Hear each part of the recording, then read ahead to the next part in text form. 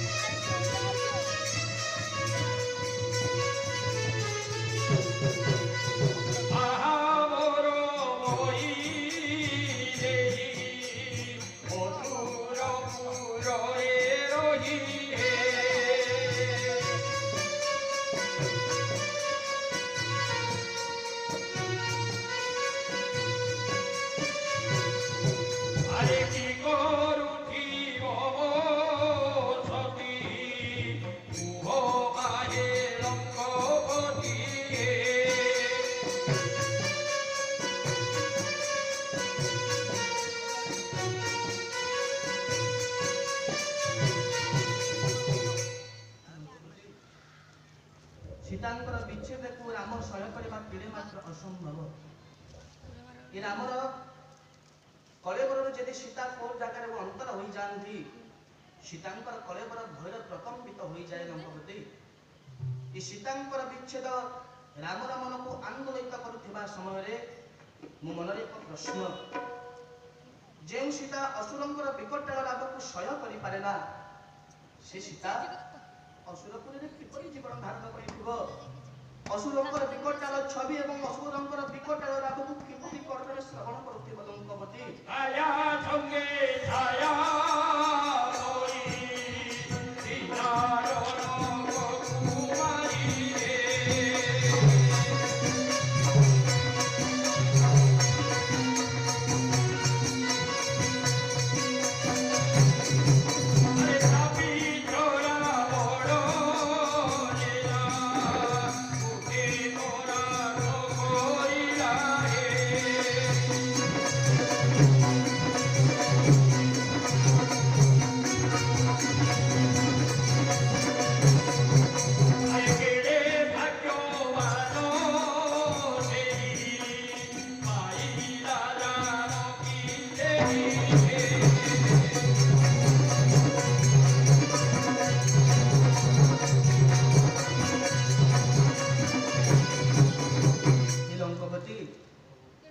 ପିତୃସତ୍ୟକୁ ପାଳନ କରିବା ପାଇଁ 14 ବର୍ଷ ପାଇଁ ଅରଣ୍ୟକୁ ଆସିଲି। ସ୍ନେହବଶତଃ ସଙ୍ଗତରେ ଲକ୍ଷ୍ମଣ ଏବଂ ସୀତା ଆସିଥିଲେ। ସୀତାଙ୍କର ଚନ୍ଦ୍ରମକାୟ ମୁଖମଣ୍ଡଳକୁ ଦର୍ଶନ କରି ଏ ଅରଣ୍ୟର କଷ୍ଟକୁ ମୁଁ ଭୁଲି ଯାଇଥିଲି। ଯଦି ସୀତା ହୁଏ ମୋର ଛାୟା, ରାମ ଥିଲା ତାର କାୟା ସଦୃଶ। ଏ ରାମ ଯଦି ପିଣ୍ଡ ହୁଏ, ସେ ପିଣ୍ଡର ପ୍ରାଣ ଥିଲା ସୀତା। ଜାଣ ଲଙ୍କପତି, ଯେବେଠାରୁ ଏ କାୟାରୁ ତା ଛାୟା ଦୂରେଇ ଯାଇଛି, ଯେବେଠାରୁ ପିଣ୍ଡ ଠାରୁ ଆପଣଙ୍କର ଜ୍ୟେଷ୍ଠ ଭ୍ରାତା ତାର ପ୍ରାଣକୁ ଛଡେଇ ନେଇ ଯାଇଛନ୍ତି, ରାମର ଜୀବନ ଧାରଣ କରିବା ଅସମ୍ଭବ ହୋଇ ପଡିଛି।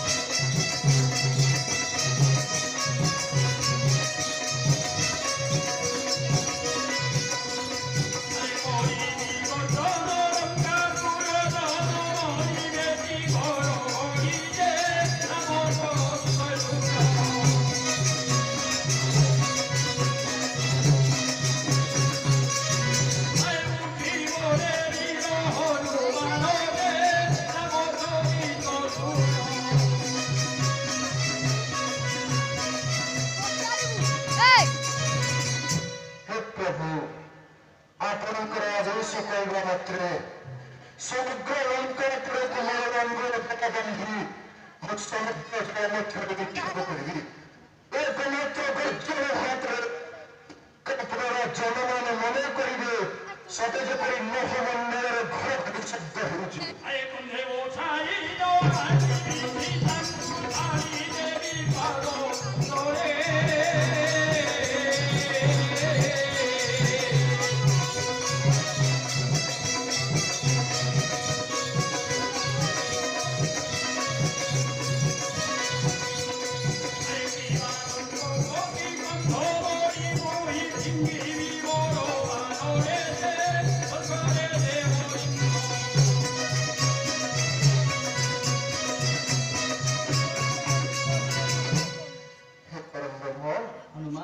ଯଦି ଆପଣଙ୍କର ନିର୍ଦ୍ଦେଶ ହୁଏ ଏହି କ୍ଷେତ୍ରକୁ ଯାଇ ଅଶୋକ କାନନର ମାତା ସୀତାଙ୍କୁ ମୋର ସ୍କନ୍ଧରେ ବସାଇ ଆଣି ଆପଣଙ୍କ ପାଦ ତଳେ ଅର୍ପଣ କରିବି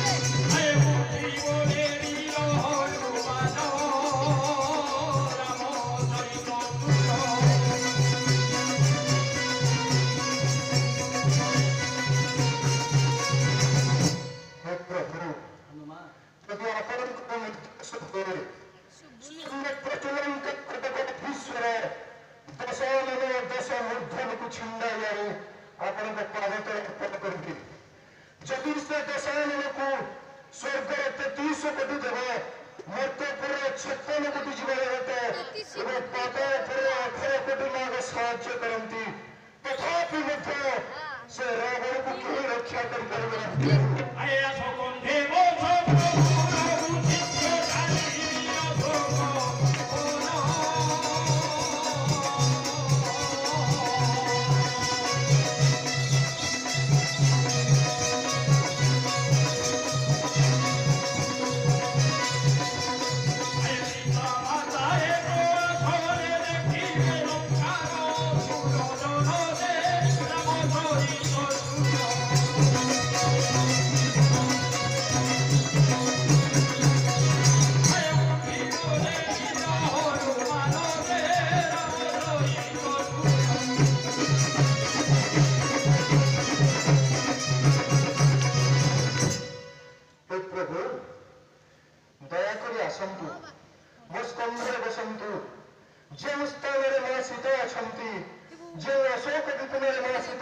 ନାହିଁ ସେହି ସ୍ଥାନକୁ ଆପଣଙ୍କୁ ନେଇଯିବି ସେହି ଅଶୋକ କାନନରେ ପିତା ମଦନଙ୍କୁ ଦର୍ଶନ କରିବେ ଲଙ୍କାର ପ୍ରତିଟି ସୈନ୍ୟ ତଥା ସର୍ବ ପ୍ରଜାଗଣ ଆସନ୍ତୁ ପ୍ରଭୁ ଥରେ ଆଦେଶ ଦେବା କୁହନ୍ତୁ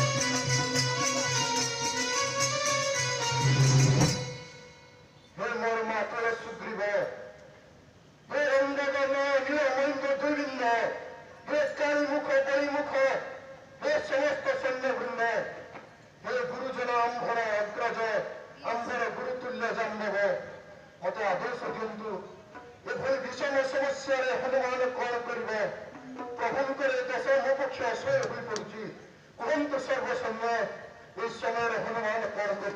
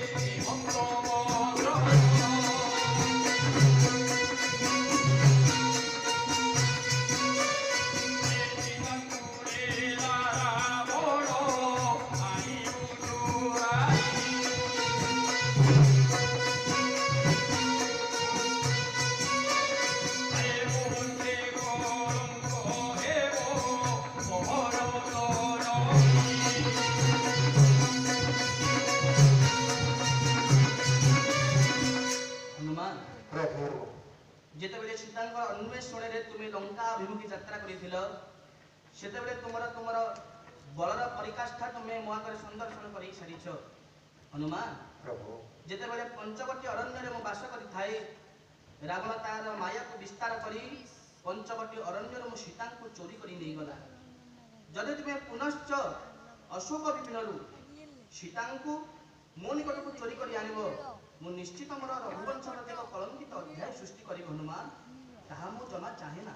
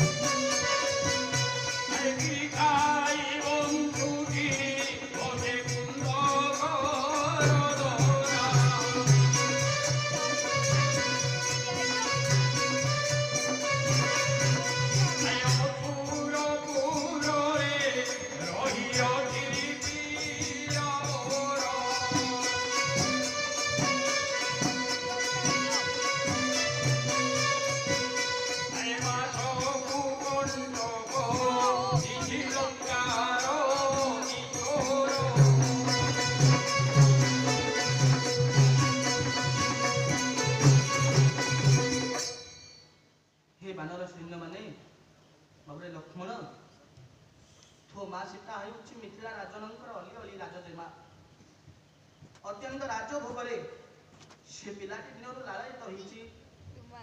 जेतेबेले तार पानी ग्रहण करी अयोध्या को आनिली मो सत्य को आदिर नहीं से अरण्य मध्यम आसिला। लक्ष्मण बोले स्वामी हिसाब से सीता को तो सुरक्षा दे पारिली लक्ष्मण। बाबूजी रात्र समय जेतेबेले सीता कलेबर अंत हो जाए तो मार कलेबर प्रकम्पित होइले लक्ष्मण। ए निघंट अरण्य रूपी अतल जलराशि मध्यरे जेतेबेले अनेक अनेक भयंकर राक्षस मानकर विकट रड़ीको से दर्शन करे बा श्रवण करे मते भयरे आसी कोलरे घरे कोन पई जानिछु कारण से भयंकर राक्षसर श्रवण को लड़ी को श्रवण करबा ता पक्षे असंभव होई जाय। लक्ष्मण मु भाबुची जेते विकट राक्षस मानकर लड़ी को किपरि सहाय करथि लक्ष्मण ए कथा भाबी मोर बंचिबा असंभव होई जाउछे लक्ष्मण। असुरपुर रे रही अति प्रिया मोर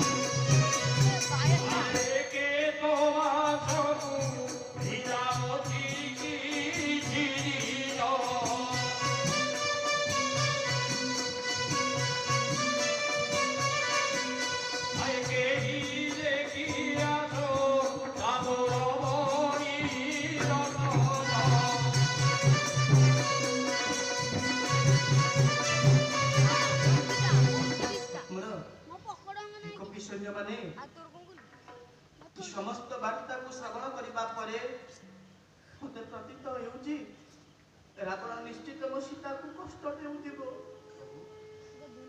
ରାବଣ 1 ମାସକୁ ବନ୍ଦ ରଖିଥିଲା ସୀତାଙ୍କୁ ପ୍ରାଣରେ ବିରାଜ କରିବା ପାଇଁ। 1 ମାସ ପୁରିବାକୁ ଆଉ କିଛିଟା ଦିନ ବାକି ଅଛି। ହେ କପି ସୈନ୍ୟମାନେ, ଆପଣଙ୍କ ଭିତରୁ କିଏ ବୀର ଅଛନ୍ତି? ଲଙ୍କାପୁରକୁ ଯାତ୍ରା କରି ଦେଖି ଆସିବେ ମୋ ସୀତା କେଉଁ ଅବସ୍ଥାରେ ଅଛି। বলে হনুমন্ত এই জয়ী জীবী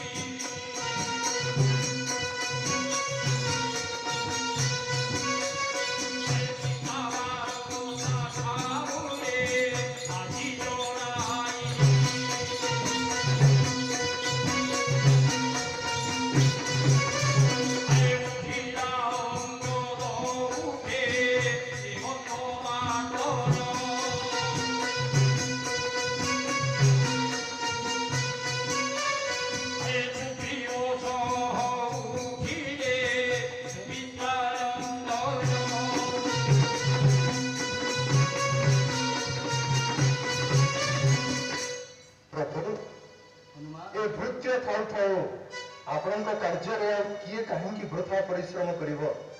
ଆପଣ ଥରେ ମୋ ଉପରେ ବିଶ୍ୱାସ କରିଥିଲେ, ସେଠି ବିଶ୍ୱାସକୁ ମୁଁ ଅକ୍ଷୁଣ୍ଣ ରଖିଛି କେବଳ ଆପଣ ଆଶୀର୍ବାଦରୁ।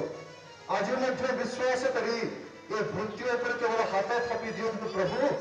ଆପଣଙ୍କର ଆଦେଶ ପାଇବା ମାତ୍ରେ କ୍ଷଣ ମାତ୍ରକ ମଧ୍ୟରେ ଲଙ୍କା ଘରକୁ ଯାଇ ମୁଁ ତାଙ୍କର ସନ୍ଧାନ ନେଇ ଆସିବି। ମୈତ୍ର,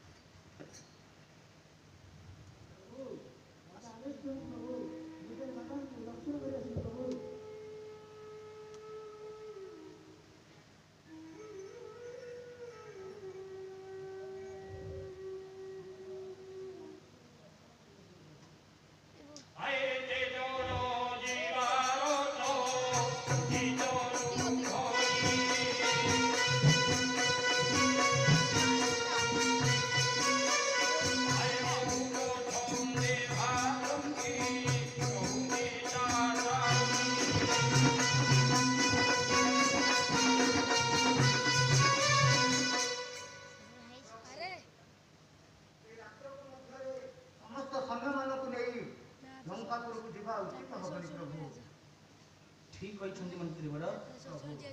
ତୁମ କହିବା ଅନୁସାରେ ଜଣେ ବୀରକୁ ତୁମେ ବାଛି ନିଅ, ଯେ ଲଙ୍କାପୁରକୁ ଯାତ୍ରା କରି ମୋ ସୀତାଙ୍କର ସଠିକ ସନ୍ଧାନ ମତେ ଆଣିଦେଇ।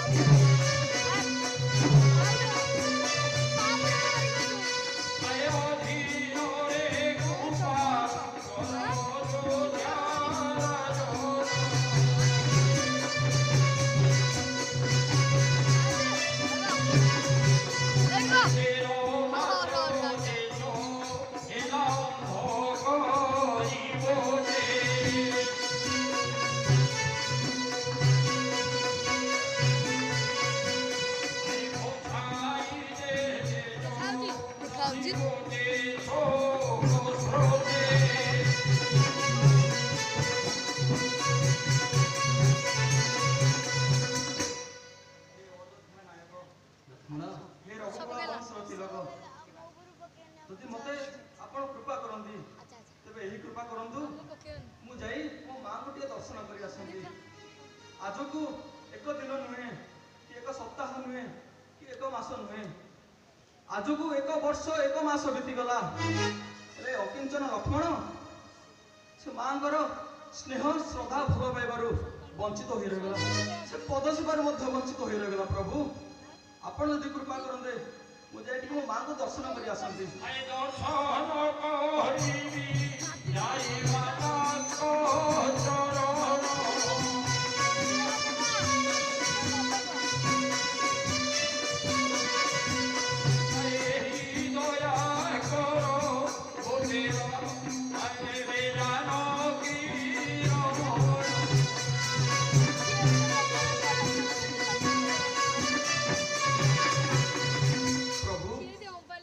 ଅକିଞ୍ଚନ ଲକ୍ଷ୍ମଣର ମନ ଅତ୍ୟନ୍ତ ବ୍ୟାକୁଳ ହଉଛି ସେ ମାଙ୍କୁ ଦର୍ଶନ କରିବା ପାଇଁ। ପ୍ରଭୁ,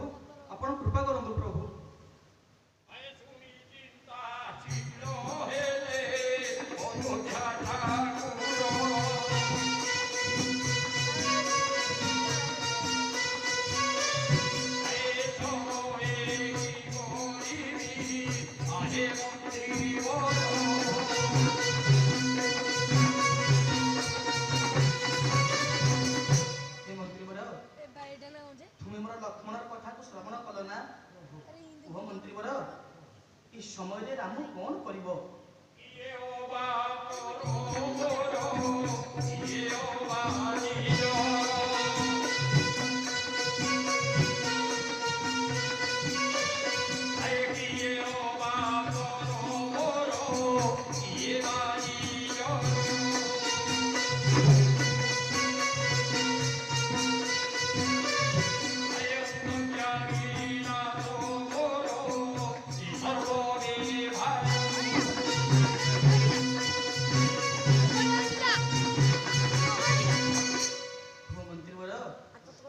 এই অসময়ে রাম কଣ କରିବା ଉଚିତ? ରାମ କଣ ଲକ୍ଷ୍ମଣକୁ ସେ ରାବଣର ମାୟାପୁରକୁ ଛାଡ଼ିବା ଉଚିତ ହେବ?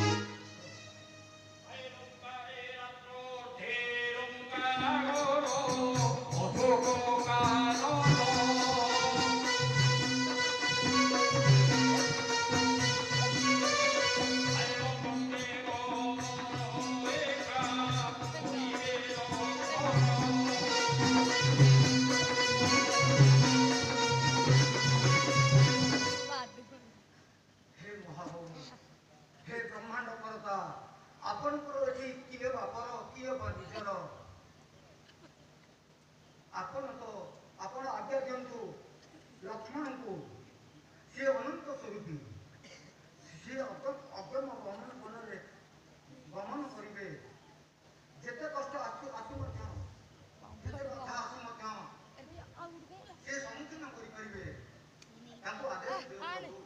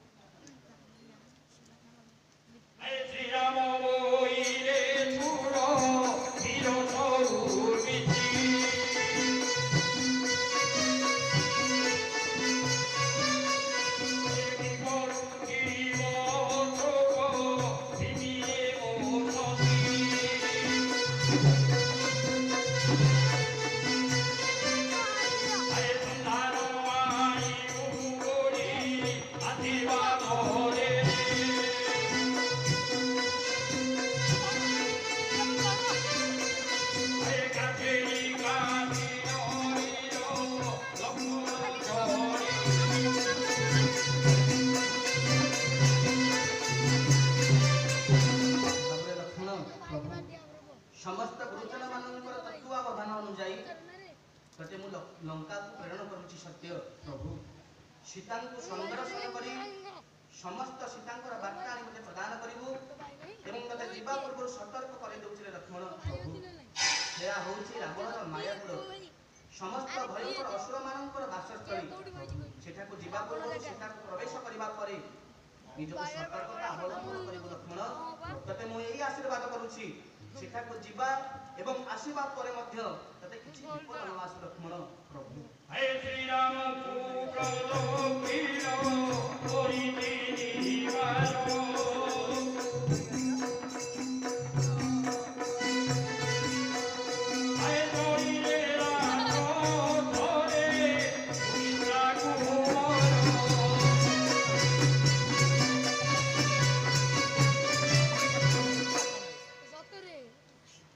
ଲକ୍ଷ୍ମଣ ସବୁବେଳେ ଗୋଟିଏ କଥା ମନେ ରଖିଥିବେ ଲକ୍ଷ୍ମଣ, ଆମେ ନିଶ୍ଚିତ ରାବଣ ସାଙ୍ଗରେ ଯୁଦ୍ଧ କରିବା, କିନ୍ତୁ ଦେଖିବା ସେ ସତୀ କିମ୍ବା ଅସତୀ ଯାଅ।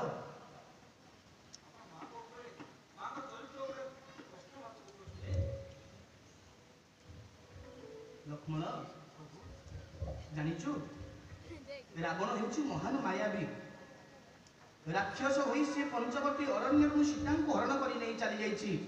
ତାହା ଉପରେ ସମ୍ପୂର୍ଣ୍ଣ ବିଶ୍ୱାସ ମୋର ନାହିଁ ରେ ଲକ୍ଷ୍ମଣ। ସେ କେଉଁ ଉଦ୍ଦେଶ୍ୟରେ ନେଇଛି ତୁ ଜାଣିପାରୁନୁ? ଯଦି ସେ ଅସତୀ ହୋଇଥାଏ ତାହେଲେ ଏଇଠାରୁ ଆମେ ଅଯୋଧ୍ୟା ନଗରକୁ ଫେରିଯିବା। ଯଦି ସତୀ ହୋଇଥାଏ ରାବଣକୁ ପ୍ରାଣରେ ନିଧନ କରି ସୀତାଙ୍କୁ ସଙ୍ଗତରେ ନେଇ ଅଯୋଧ୍ୟାକୁ ଫେରିଯିବା ଲକ୍ଷ୍ମଣ।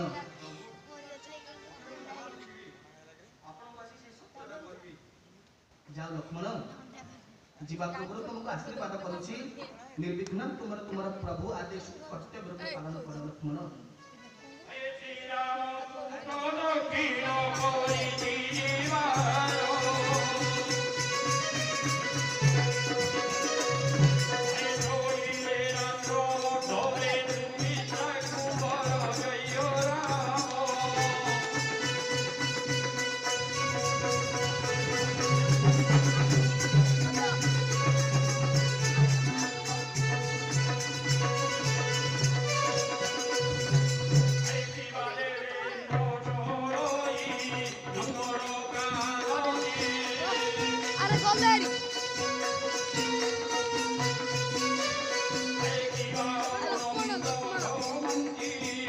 ଗଲାନି ଗୋଟେ